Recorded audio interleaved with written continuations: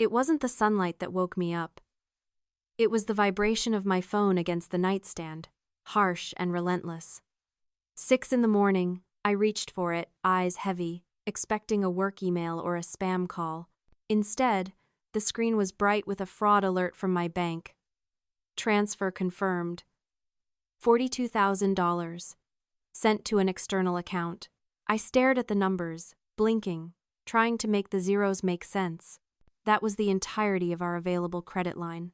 Gone in a second. Before I could even unlock the phone to check the app, a second notification slid into view. This one was from the Marina security system. The Second Chance, our 40-foot cruiser, had just cleared the breakwater. I sat up, my heart hammering against my ribs, and turned to look at the other side of the bed. It was empty. The sheets were cold. There was no husband. Just a piece of notebook paper resting on the pillow. I picked it up. The handwriting was jagged, rushed, like someone who was already running out the door. It read, "I deserve a life that fits my ambition. Don't look for us." He hadn't just filed for divorce. He had looted our entire existence while I was sleeping. Before we dive into this mess, drop a comment below telling me where you're listening from and what time it is for you right now. I love seeing how far our community reaches. Most people assume the first reaction to a catastrophe is a scream. It isn't. It is silence. A deafening, heavy silence that presses against your eardrums until you can hear your own blood rushing. I didn't crumble. I didn't tear the note into confetti or throw the lamp across the room. I set the paper down on the nightstand with a precise, terrifying calm. My brain was trying to reboot, but the operating system was corrupted. I needed a variable I could control. I walked into the kitchen. The house was quiet. Too quiet. I pulled out the flour, the eggs, the milk. Tuesday was pancake day. If I made pancakes, then everything was normal. If I made pancakes, my husband hadn't just stolen $42,000 and abandoned us. My hands were shaking so hard the measuring cup rattled against the counter like a wind chime in a storm. An egg cracked in my grip, sending shell fragments into the bowl. They stayed there. The whisk kept moving, staring at the yellow streaks swirling into the white, my vision blurring at the edges. I was vibrating with a frequency of panic so high it felt like I was freezing to death in my own home. Then I heard the soft padding of socks on the hardwood. Leo, my 10-year-old son. He was standing in the doorway, wearing his oversized pajamas, his hair messy from sleep, but his eyes were wide awake. They weren't the eyes of a child looking for breakfast. They were the eyes of an analyst surveying a crime scene. "Mom," he said. "Good morning, honey," I said, my voice cracking, a pathetic attempt at a cheerful mask. I gripped the whisk tighter, my knuckles turning white. "Pancakes are coming up. Just give me a second." I tried to turn on the stove, but my fingers wouldn't grip the dial. I was losing motor control. The facade was slipping, and I was terrified of what would happen when it hit the floor. Leo walked over. He didn't hug me. He didn't ask where his father was. He reached out and gently took the whisk from my shaking hand. He set it down on the counter, then turned off the burner I had just managed to ignite. "Stop," he said quietly. "You don't have to do this." I looked down at him, fighting the urge to collapse. "Do what? I'm just making breakfast." "You're pretending," he said. He pulled a tablet out from behind his back and placed it on the kitchen island. The screen was black, filled with scrolling lines of green text. "I saw the notifications on your phone, Mom, but that's not all of it." I checked the server logs on the family trust portal. My breath hitched. "Leo, what are you talking about?" "The college fund," he said, looking me dead in the eye. $25,000, transferred at 3:33 a.m. He took that, too. The air left the room. It wasn't just the credit line. It was Leo's future. Kevin hadn't just robbed me. He had robbed his own son. And Leo knew. He stood there, not crying, just presenting the data. "He didn't just leave, Mom," Leo said, tapping the screen. "He tried to erase us."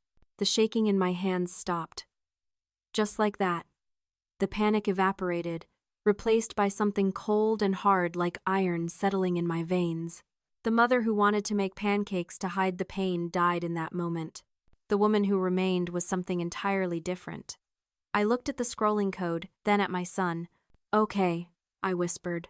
"No pancakes." "No pancakes," Leo agreed. "We have work to do." I sat at the kitchen table, watching Leo's fingers fly across his laptop keyboard. The silence in the room had changed texture. It wasn't empty anymore. It was heavy with calculation. While my son hunted for digital footprints, I found myself opening a different kind of file in my mind. I opened the invisible ledger of my marriage. For 10 years, I had told myself we were partners. Looking back now, through the lens of a $42,000 theft, I saw the truth. We weren't partners. I was a venture capitalist, and Kevin was a failing startup I kept pouring money into, hoping for a return on investment that never came. I looked down at my hands. They were dry, unmanicured. I hadn't bought new clothes for myself in 2 years. I shopped at discount outlets and clipped coupons for groceries. Kevin wore Italian wool suits. He insisted on them. He called it dressing for the job you want. But the job he wanted was apparently being a wealthy heir, not a working man. The day we bought the second chance played back in my memory like a corrupted file. The name was his idea. A second chance for his entrepreneurial spirit after the crypto disaster and the dropshipping fiasco. He stood on the dock, wearing sunglasses that cost more than my car payment, looking like the captain of industry he pretended to be. But when we went into the broker's office, he sat in the corner, scrolling through his phone. I was the one sitting at the desk. I was the one signing the terrifying stack of paperwork. I remembered the broker's eyes on me, a mix of pity and confusion. "Mrs. Miller, just to confirm, the loan will be entirely in your name. Given Mr. Miller's credit history, the bank requires you to be the sole guarantor." I had signed. I signed because Kevin had whispered that this charter business was the one. This was the breakthrough. I signed a promissory note for a luxury vessel that cost more than our first apartment, anchoring myself to a mountain of debt so he could play captain. He didn't hate me because I didn't support him. He hated me because I did.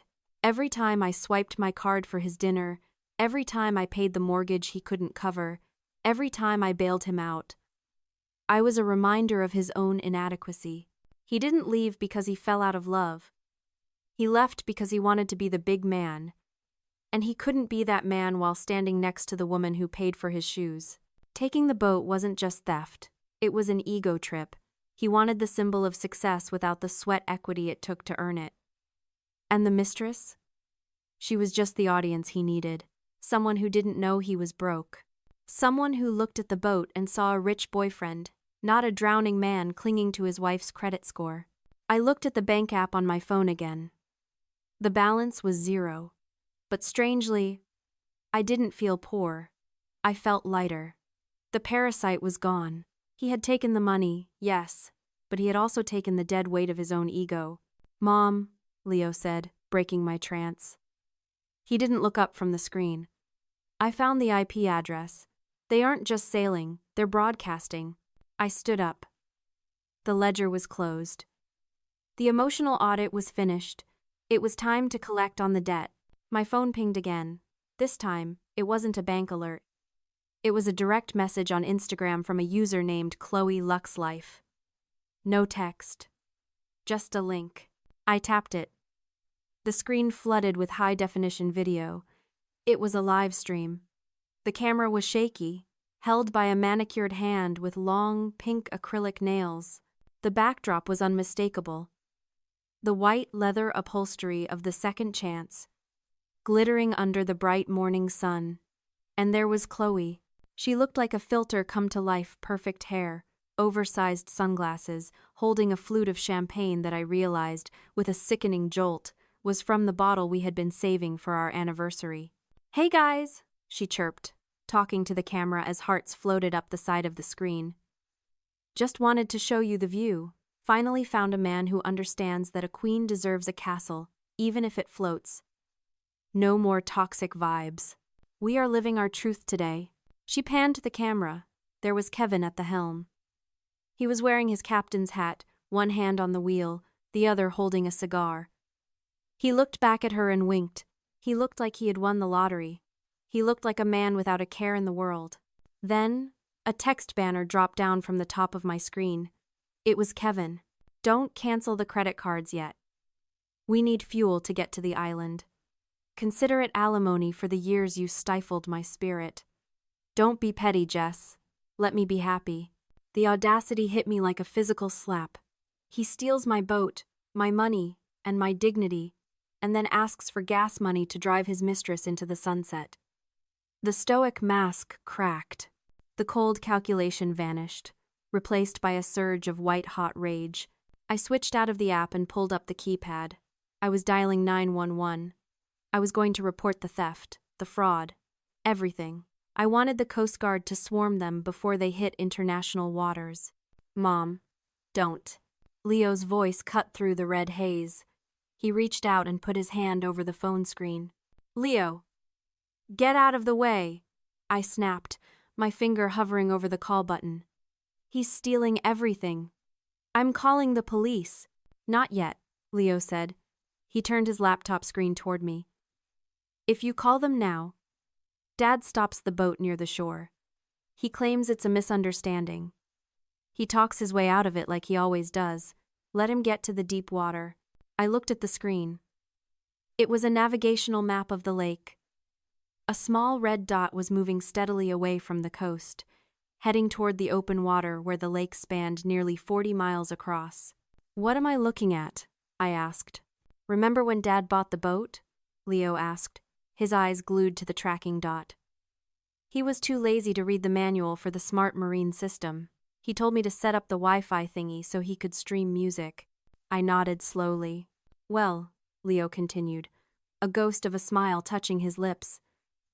Dad didn't want to remember a password, so he told me to just handle it. So I did. I registered myself as the master admin. Dad is logged in as guest. He tapped a key, opening a command window. I set up a geofence protocol, Leo explained, sounding like a professor giving a lecture. It's a digital perimeter, a 20-mile radius from the marina. It's an anti-theft feature. If the vessel leaves the zone without the admin override code, he pointed to the red dot. It was just touching a thin green line on the map. The system assumes the vessel has been hijacked. And what does the system do? It initiates the Trojan horse lockdown, Leo said. It cuts the fuel injection. It locks the rudder in a neutral position. It disables the AC and the electrical outlets. And it broadcasts a distress signal on the marine band. On the screen, the red dot crossed the green line. He's 20 miles out, Mom. Center of the lake. No land in sight. Leo's finger hovered over the enter key. He looked at me, waiting for the order. I looked at the live stream on my phone. Kevin was laughing, ash from his cigar flicking onto the deck I had scrubbed last week. Do it, I said. Leo pressed the key. Click. On Leo's screen, the red dot had stopped moving. It bobbed there, a pixelated buoy stranded in the middle of a vast digital blue void. The engine kill had worked. The Trojan horse was successful, but while Leo monitored the telemetry, I turned my back on the laptop. Stopping the boat was just immediate containment.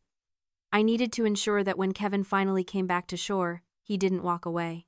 He needed to be carried away in handcuffs. I picked up my phone again. This time, I didn't dial the emergency line. I dialed my attorney, Robert. He answered on the second ring, his tone professional, expecting a routine check-in on the separation papers we had drafted but never filed months ago. Jessica? Is everything all right?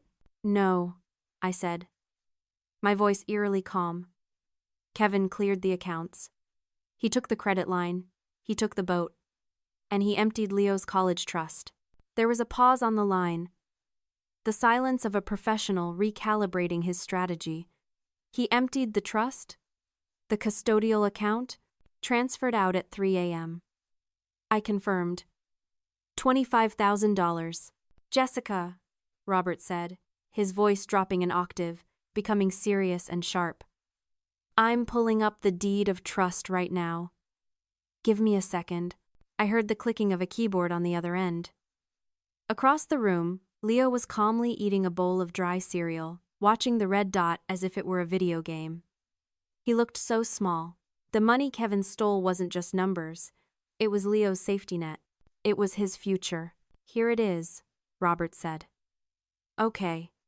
Jessica, listen to me very carefully.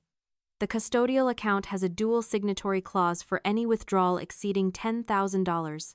The bank requires a physical signature from both the primary trustee, that's you, and the secondary trustee, Kevin.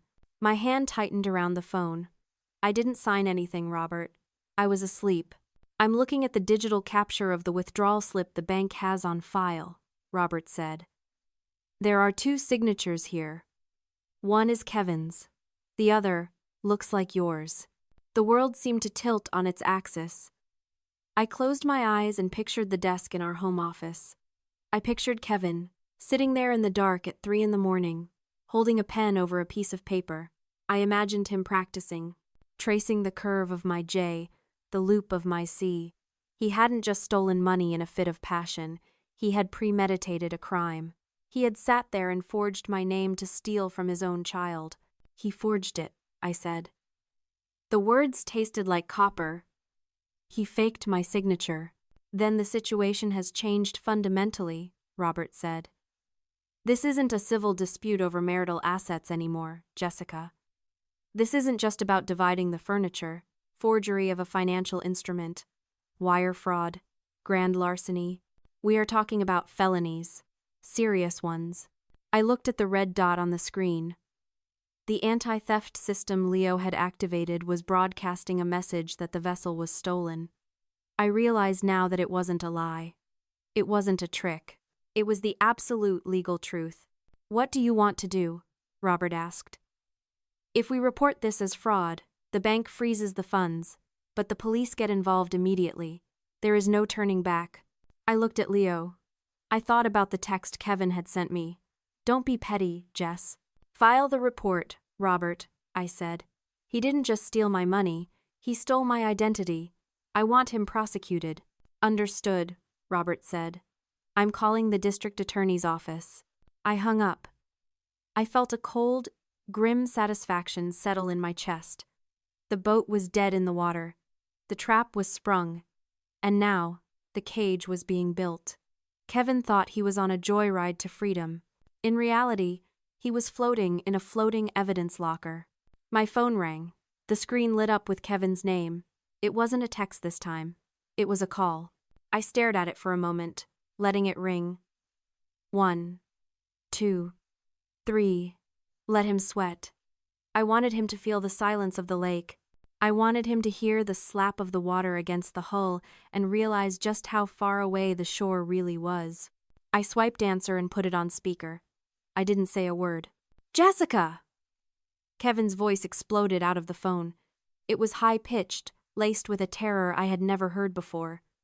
In the background, there was a mechanical, rhythmic blaring sound, a siren, and over it, a recorded, digitized voice, repeating on a loop. Warning. Vessel stolen. Authorities alerted. Lockdown initiated. Jessica, pick up! God damn it! He screamed over the noise. I'm here, Kevin, I said. My voice was ice. What did you do? He yelled. The boat stopped. The engine is dead. The wheel won't turn. And this noise, it won't stop. I can't turn it off. It's the anti-theft protocol, I said calmly. It triggers when the boat leaves the authorized zone. Give me the code, he shrieked. I know there's a code. The screen is asking for an admin pin. Give it to me. We're drifting, Jess. The wind is picking up. I looked at Leo. He was typing something on his laptop. He pulled up Chloe's live stream again. The view had changed drastically. The champagne was gone. Chloe was huddled in the corner of the cockpit, clutching her phone like a lifeline. She was crying, her mascara running down her cheeks. But she hadn't turned the stream off. In her panic, she had forgotten the first rule of the internet. Everything is permanent. Please, Kevin begged, his voice cracking. I'll bring the boat back. I swear. Just give me the code. I can't do that, Kevin, I said. You stole the boat. The system is doing exactly what it was designed to do. I didn't steal it. It's our boat. Is it? I asked. And the signature on the trust fund withdrawal? Was that ours too? Silence on the other end. Except for the siren. Warning. Vessel stolen. You know about that? He whispered. I know you forged my name, I said. Loud enough for the speaker to pick up clearly. I know you committed a felony to steal $25,000 from your son. I had to, he screamed, and I saw Chloe flinch on the live stream. I needed the cash. I forged it, okay? I admit it. I forged the signature. Just give me the code before the cops come. On the laptop screen, the chat on Chloe's live stream went nuclear. Did he just say he forged a signature? Oh my God, he stole from his kid? Wait, is this boat stolen? I'm calling the Coast Guard right now. Coordinates are 42.5, negative 88.3. Someone report this. Chloe looked at her phone screen, reading the comments. Her eyes went wide. She looked at Kevin, then back at the phone. She realized she was broadcasting a confession to 4,000 people. She screamed, You stole this? You told me you were rich. Shut up, Chloe, Kevin roared. The code is on the warrant, Kevin, I said. The police are already on their way. And thanks to your girlfriend, they have a taped confession. I hung up the phone. On the screen, I watched as Kevin realized what had happened. He looked at Chloe. He looked at the phone in her hand. He lunged for it, but she scrambled away, shouting at him to get away from her. The feed cut to black, but it was too late. The court of public opinion had already reached a verdict, and the real police were closing in. They dragged the second chance back into the marina 3 hours later. It didn't look like a luxury cruiser anymore. Towed behind a Coast Guard cutter, bobbing helplessly in the wake, it looked like exactly what it was, a dead weight. I stood on the dock with Leo. We watched the spectacle. A small crowd had gathered, phones raised, filming the end of the drama that had started on a live stream. When the officers marched Kevin down the gangway, he wasn't wearing his captain's hat. His hands were cuffed behind his back. He looked pale, shivering in his expensive linen shirt. He scanned the crowd, desperate for a friendly face, until his eyes locked on mine. He opened his mouth, maybe to beg, maybe to blame me, but he never got the chance. An officer guided him firmly toward the back of a squad car. He was charged with grand larceny, wire fraud, and forgery. The video confession Chloe had accidentally broadcast was the first piece of evidence the district attorney logged into the file. Chloe was released without charges, but her sentence was social. As she hurried past the cameras, hiding her face with her purse, I knew her Lux Life brand was finished.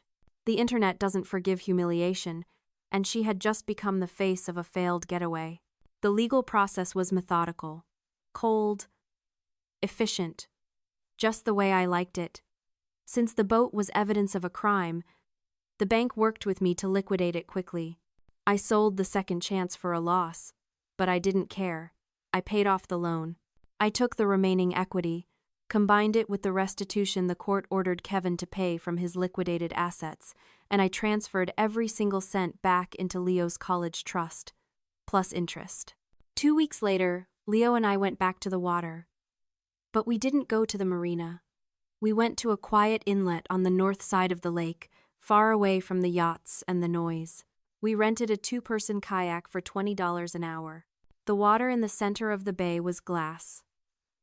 No engines, no Wi-Fi, no notifications, just the sound of our paddles dipping into the cool water and the wind in the trees.